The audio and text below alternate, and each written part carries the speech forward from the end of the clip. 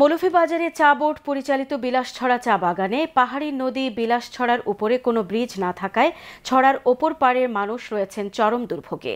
একটি বটগাছের দুটি ঝুলন্ত ডালে বাঁশ বেঁধে তৈরি করা হয়েছে একটি সাঁকো। নদীতে স্রোত বাড়লে এটিও ভাসিয়ে নিয়ে যায়, তখন পারাপারের সুযোগ থাকে না। স্থানীয়দের দাবি এখানে একটি ব্রিজ নির্মাণের।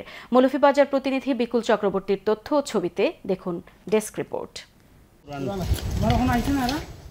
সরকারের সংশ্লিষ্ট বিভাগ, চা বোর্ড বা জনপ্রতিনিধি কেউই মৌলভীবাজারের শ্রীমঙ্গল বিলাসছড়া চা বাগানের গাংপাড়বাসীর দুঃখ না বুঝলেও তাদের এই দুঃখে এগিয়ে এসেছে একটি বটগাছ। এভাবেই বটগাছ উপর থেকে নিচের দিকে দুটি ডাল দিয়ে ডানা মেলে থাকায় তাতে বাঁশ বেঁধে এলাকাবাসী তৈরি করেছেন একটি বাঁশের সাঁকো। প্রচুর বৃষ্টি হলে বাঁশের ব্রিজ ডুবে যায়, বাচ্চা কাচ্চা স্কুল বন্ধ হয়ে যায়। পুল পার হয়ে আমরা যাইতে হয় স্কুলে, পুল ভেঙে গেলে আমরা স্কুলে যেতে পারি, স্কুল বন্ধ হয়ে যায়। পরীক্ষা এলেও পরীক্ষা দিতে পারি না। আমার তো অসুস্থ, আমি পারিতে পারি না, আমার ধৈর্য পার করে আর ধৈর্য আনে নেয়। আমরা নিজেরাই বানাইছি একটা বাঁশের পুল, এটা দিয়ে মানুষ আমরা আসা যাওয়া করি রিক্সের উপর। এখন সময় কোন ঘটনা ঘটে যায়। গাছের পুলটা দিয়া যাওয়া যায় না, ভাঙ্গা পড়া যায় পানি গুল্লা হইলে। একটা ব্রিজ যদি বানায়া দেওয়া হয় তাহলে আমরা জন্য খুব ভালো হয়।